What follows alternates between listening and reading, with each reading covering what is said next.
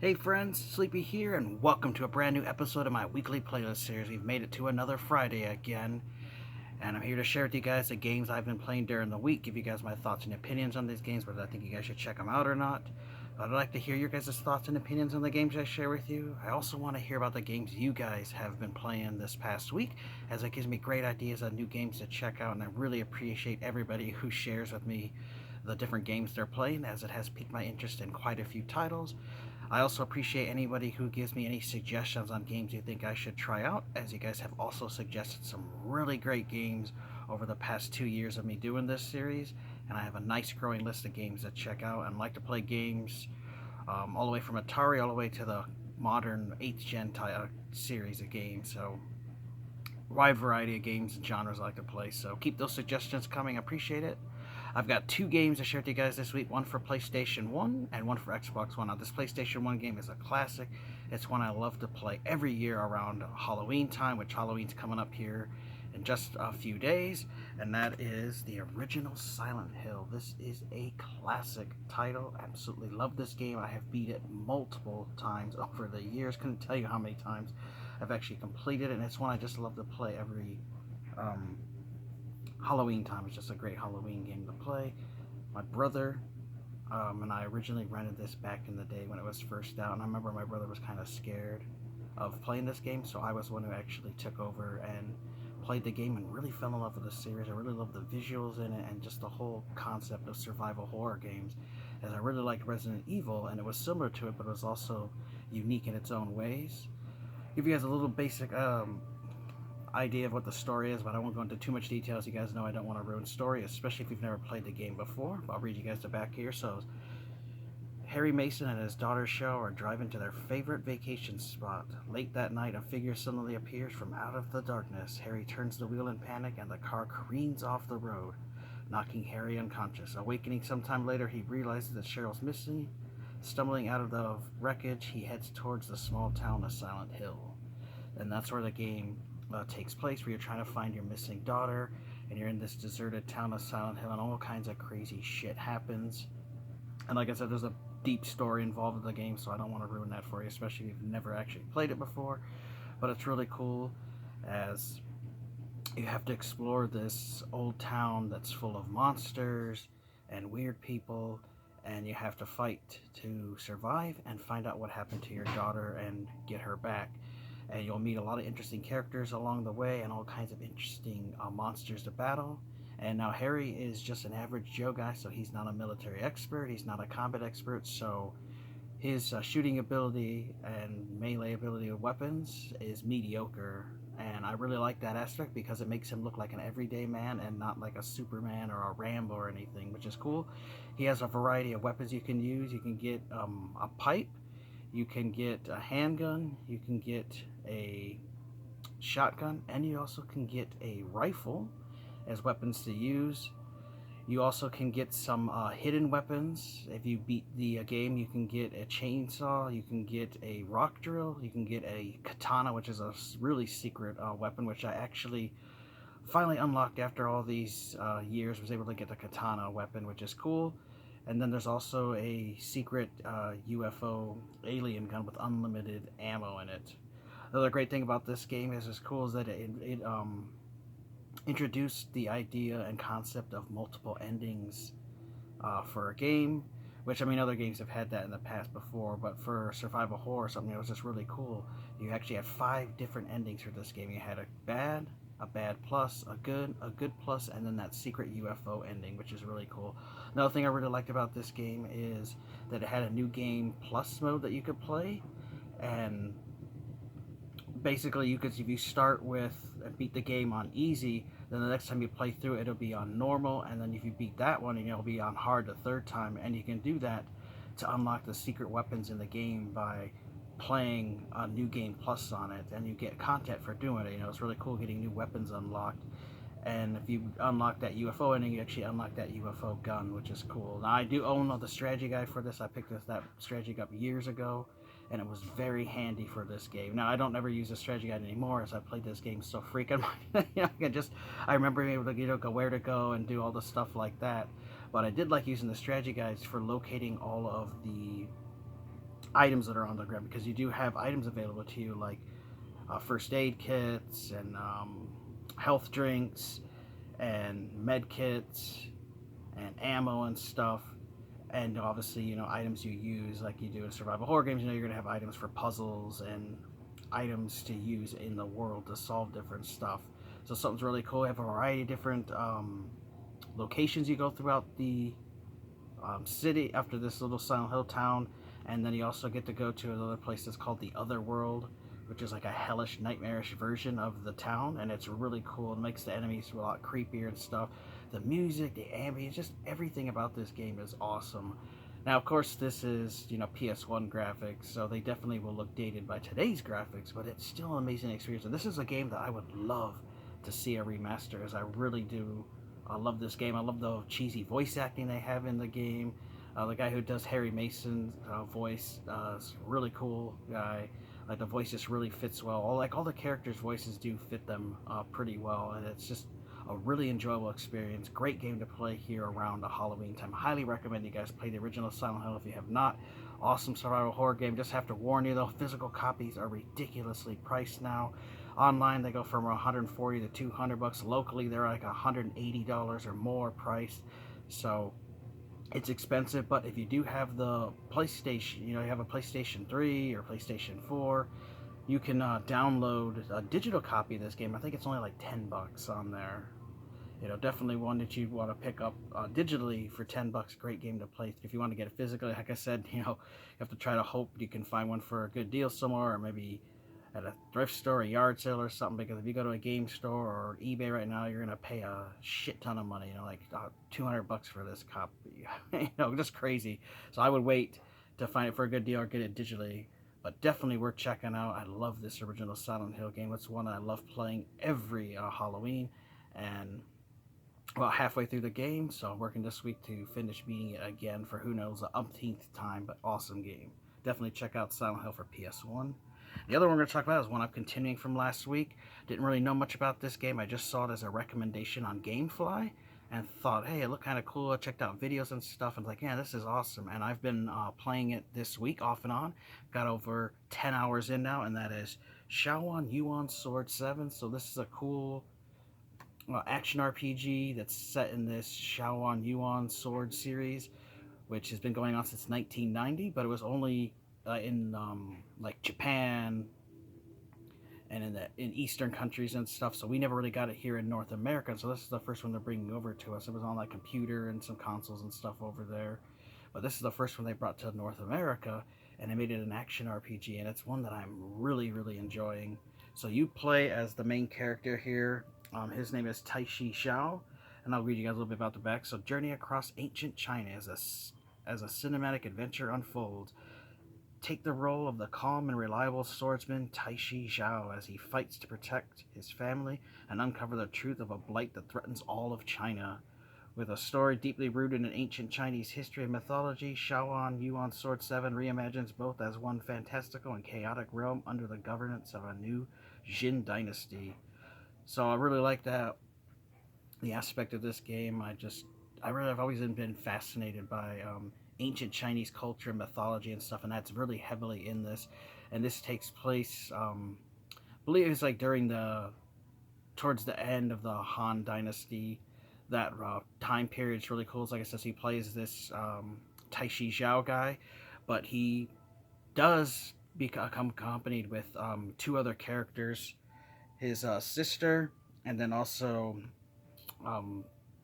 this Hong girl that he loved in the past. So I won't go too much to detail of story, because like I said, you guys know I don't like to ruin story in these games, and a lot of these games I play are heavily story focused, so I don't want to ever ruin that for you. But the basic premise of this is you get betrayed, your family, you're betrayed, so you end up living off on your own, and you get thrown into the mix with some undesirable people and stuff. And then there's an outbreak of monsters and other creatures and stuff that happen to China, and so you're trying to help the people of the world, help the good people fight the bad people. You're also trying to figure out all the stuff that's going on with these monsters and why they're here and what's setting them off, and they're attacking villages and stuff. And so then you go on your quest to stop all of this stuff, and then that's where the story takes place. And as you go through the game, you have your main quests you go through, but you will run into side quests that you can do for different characters in the world, and doing that stuff unlocks you XP. You do have a leveling system. I'm like level 27 right now, and you can use that to unlock skills and stuff. And as you progress through the game, you unlock more features that you can use in the game, which is really cool. So like you have like tutorials and stuff at the beginning of the game, and as you play through, it unlocks more stuff and tells you. And then as keep going through the story, you'll unlock new perks and abilities for your character, but you also can for the other two characters that accompany you, which you don't play as them, but the computer does. And they definitely come in very handy. As the further along you get in the story, the more difficult the enemies get. And there's a huge variety of different demon creatures to fight, and they have different names and stuff. Like there's these hag ladies that can scream and poison you, and there's little frog demons, and there's just all kinds of different people to fight and creatures and stuff. You also fight humans sometimes, so it's really cool to have that mix. And just like I said, just having that ancient Chinese setting. One thing that's kind of a letdown though is like there's only his one main sword that he uses. He doesn't switch it up in like a sword and shield or a spear or anything, and that's what other people mentioned, like that they really wish that they would have had multiple weapons to choose from. But what is great though about his sword though and your other two characters is you actually can upgrade their weapons by finding loot and stuff in containers, which are spread out throughout the world. And then also for defeating monsters and stuff, you can actually acquire stuff from that, which you can then use to craft and use that to strengthen your character. The game does have a unique crafting system where they're called Elysium Towers, and basically you get crafting materials and you build these stations, which is all like virtually done, and you can go in there and then upgrade like your thing to upgrade weapons. You can have one to upgrade armor, upgrade your character and stuff, and you unlock that stuff as you play through the game, which is really cool. So I really like that. There's all kinds of an aspect of you being able to level up your character, level up their armor, level up their different their weapons and stuff. So that's something I really liked about the game. Now the game is open world to a point, but you still have like linear paths that you go through, and you'll backtrack and stuff through the world. But it's not like a super open world game where there's actually paths that are carved out through the mountain, through rivers and streams and forests and stuff. And so you have to stick to those paths, but you can go to them whenever you want. But it's best just to play the game through the story, and then when you unlock certain sections, then you can do a side quest here and there, and then you keep going through the main quest, because the game is not like littered with hundreds of side quests. There's just a handful that I've done so far. One of them is this like Zulu chest, it's called. It's a really fascinating game where you put pieces down on the board and you want to try to connect 3 of them to make a little connection, and then you can take one of the other players' pieces, and then there's special pieces that do certain things, and it becomes really intense as you play through that side quest, as you have to beat different people. Like I already beat 3 of them. The first 2 were kind of easy, but the third one was really difficult, and it takes a lot of strategy. And the characters in the game will tell you, that this chess game here is all about strategy, not rushing, realizing what your opponent might do and anticipating and blocking things and trying to do things to counter what they do, and watch where you place a piece so they don't counter you. So there's all kinds of thinking to it, and I really found the game really fascinating. It's a little mini game that you can play. They also added an arena mode to this where you can fight different monsters and test your skills and stuff. So it's really cool that they added some content to this game.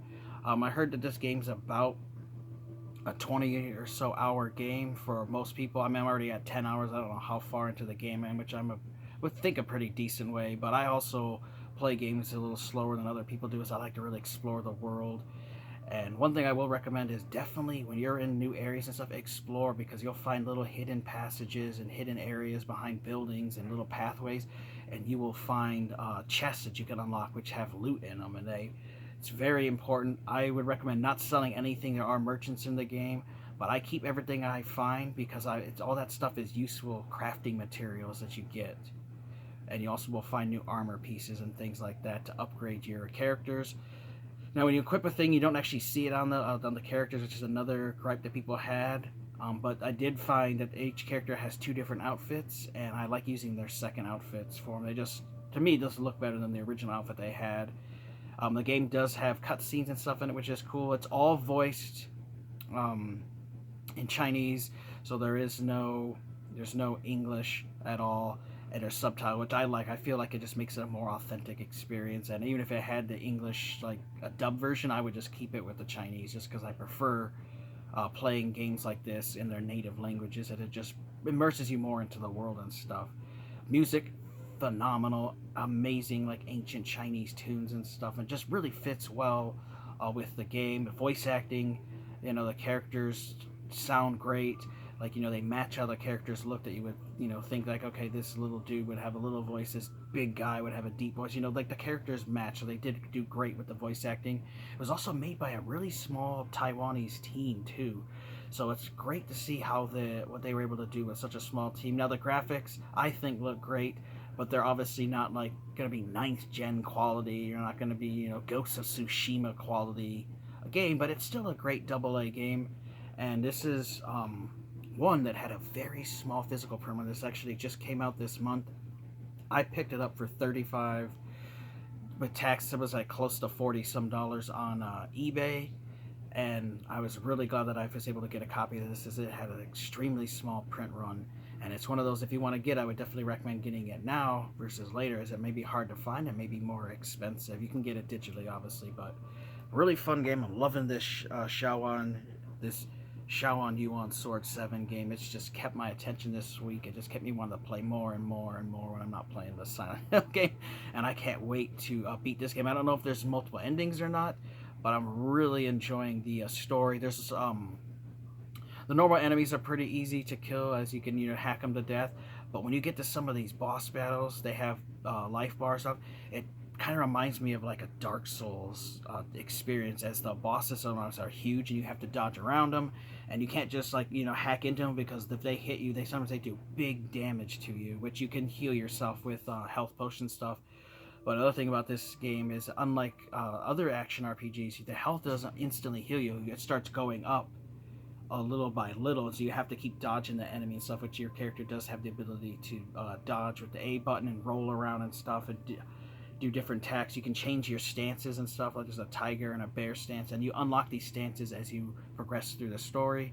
Another thing I really like is there's puzzles to figure out in the game, which is cool. Of course, you could go online and get a guide or something, but I feel it's a much more enjoyable experience and satisfaction when you're able to solve a difficult puzzle, which I did notice in the game. It actually asked me if I wanted to turn the puzzles off and just have the game solve it for you, but I gotta go through and solve them myself. And I was really happy and satisfied when I was able to solve some of these puzzles, because they're pretty unique in what you had to do to figure them out. And it was just, it was like, I felt great figuring out how to uncover and what I needed to do to solve this puzzle. So it was really cool.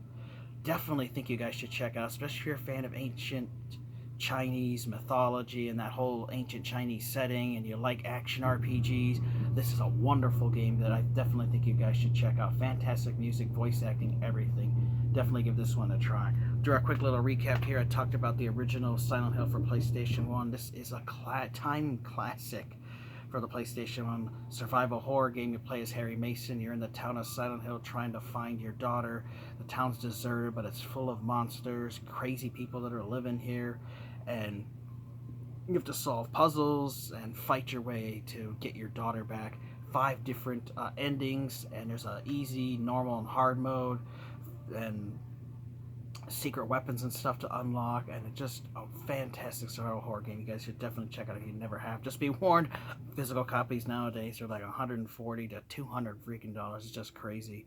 And then we also talked about Shaoan Yuan Sword 7, an awesome action RPG that's finally here in the West for the first time. You play as Taishi Zhao, and you have to help your family. You also got to help China as they fight this evil force that's trying to take over with monsters and stuff. And evil people and help good people and stuff, and just a wonderful action RPG. I definitely think you guys should check out. Let me know your guys' thoughts if you played either of these games. I'd also like to hear about the games you guys are playing, and if you have any recommendations on a game you think I should check out, let me know, as you guys always have recommended really fun games. I want to thank you guys for watching. Take care, have an amazing day, and Sleepy will see ya next time.